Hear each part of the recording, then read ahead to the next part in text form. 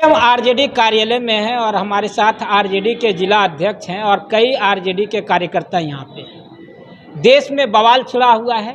मनोज झा के बयान के बाद देश में राजपूत समाज के लोग सड़कों पर हैं। कई भाजपा कार्यकर्ताओं ने इसका विरोध किया है। मनोज झा के भाषण को लेकर आरजेडी ने ट्वीट करते हुए उनका समर्थन जताया है, तो उन्हीं के पार्टी के विधायक चेतन आनंद ने जबरदस्त रूप से विरोध किया है। आनंद मोहन ने मनोज झा के बयान के बाद साफ तौर पे कह दिया, अगर मैं सदन में होता तो मनोज झा के जवान से जीभ खींचकर सदन पर उछाल देता। हमारे साथ बात करने के लिए आरजेडी के जिला अध्यक्ष हैं त्रिवेणी यादव जी। क्या कहेंगे और किस रूप में इस बयान को देखते हैं? मनोज झा के बयान को किस रूप में देखते हैं? सदन में महिला बिल पास हो रहा था, उस संदर्भ में उनके द्वारा दिया गया ये बयान।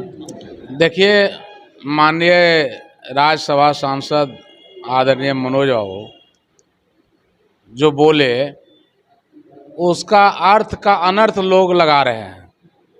ये किसी खास जाति के लोगों को इंडिकेट नहीं किए, लेकिन अगर कोई सोचते हैं कि हमारे कास्ट को किए हैं, ठाकुर मतलब सिर्फ राजपूत ही होता है, ऐसा कोई बात नहीं है।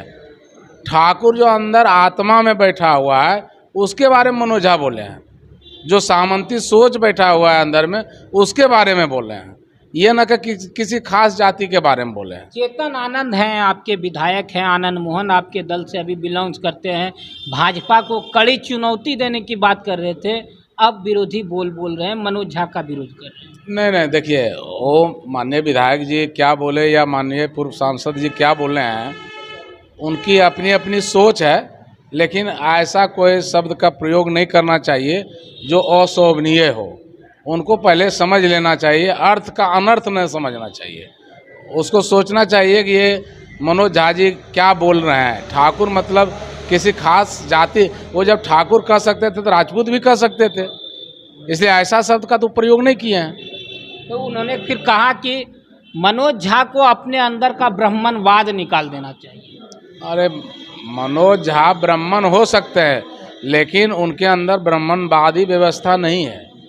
वो राजद के माननीय सांसद हैं, वो गरीब गुरुआ की सोच और आवाज़ को राज्यसभा में रखते हैं, इसलिए गरीब गुरुआ की नेता है। वो लालू जी के फॉलोवर हैं। लालू जी के फॉलोवर? बिल्कुल, मनोज झा जी लालू जी के फॉलोवर हैं, आदरणीय तेजस्वी यादव जी के फॉलोवर हैं, विचारधारा हैं। वो गरीब के हक और अधिकार के लिए हमेशा राज्यसभा में आवाज़ उठाते हैं। तो मनोज झा के इस बयान को आरजेडी समर्थन? बिल्कुल, मनोज झा ने जो कहा वो सही। वह किसी खास जाति को नहीं कहा है, वो सही कहे हैं। तो A to Z की पार्टी हैं। हमारा आज जो है राष्ट्रीय Janata Dal A to Z की पार्टी है। सबों को समान अधिकार, समान इज्जत और सबों को मान सम्मान के लिए हमेशा राजद परिवार खड़ा है। अब राजपूत के समाज के जो लोग हैं वो कह रहे हैं कि एक तरफ Tejashwi Yadav A to Z की पार्टी कर रहे हैं, जैसा कि आप भी कह रहे हैं, बिल्कुल, और दूसरी तरफ राजपूतों को गरियाया जा रहा है और गरिया कर राजनीति को चमका रहे हैं। अब उनका मांग है कि अगर मनोज झा को अगर वो निष्कासित करे पार्टी से, तभी हम मानेंगे कि A to Z की पार्टी आरजेडी। ऐसा अगर कोई कहते हैं तो गलत कहते हैं। आज हमारे प्रदेश अध्यक्ष, आप लोग भी जानते होंगे, माननीय जगताऊ हैं, वो किस जाति से बिलोंग करते हैं आप लोग भी जानते हैं।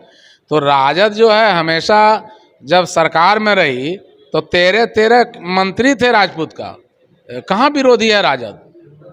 ये तो सबसे पहले विरोध तो आपके दल के ही नेता ने किया है, तो क्या इशारा है, क्या लग रहा है? नहीं, दल का नेता कहाँ किया? अगर चेतन आनंद आपके दल के नेता नहीं हो सकते, वो विधायक हो सकते हैं हमारे दल के। मतलब विधायक हो सकते हैं, और नेता और विधायक में आसमान जमीन का अंतर होता है। पार्टी का है, उनकी सोच वैसी हो गई थी, वो जल्दीबाजी में कुछ बोल दिए होंगे। आप समझा लेंगे आरजेडी कार्यकर्ता उनको? बिल्कुल समझा देंगे वो। चलिए, देखिए, ये थे आरजेडी के जिला अध्यक्ष हैं त्रिवेणी यादव। इनका साफ तौर पे कहना है कि जो मनोज झा ने सदन में बयान दिया है वह बिल्कुल सही है। ठाकुरवाद को मारने की बात उन्होंने कहा था, लेकिन अब उसको दूसरे तरीके से फैलाया जा रहा है। जो चेतन आनंद और आनंद मोहन का जो बयान आया है, उनको उन पर साफ तौर पे ये कह रहे हैं कि उन जल्दीबाजी में किसी प्रकार का बयान दे दिए हैं। हालांकि राजद के जो लोग हैं उन्हें समझा लेंगे। अब देखना होगा कि ऐसे में जो इस प्रकार का बयान मनोज झा का आया है, अब देश में राजपूत समाज के लोग जो लगातार विरोध प्रदर्शन कर रहे हैं, कई जगह पर पुतला दहन किए हैं। अब देखना है कि आने वाले समय में 2024 का जो चुनाव होगा, 25 का जो चुनाव होगा, उसमें क्या होगा। ऐसे में एक और लोगों का बात सामने आ रहा था कि 2020 में भी इसी तरह से राजपूत को लेकर टिप्पणी की गई थी, जिसका परिणाम राजद को 2020 में देखने को मिला था। 2024 का चुनाव नज़दीक है। अब ऐसे में इस प्रकार का बयान किस रूप में देखा जा सकता है और आने वाले समय में चुनाव पर क्या असर होगा, ये तो देखना लाजमी होगा। आप हमारे साथ हर छोटी बड़ी खबर के साथ बने रहें। धन्यवाद।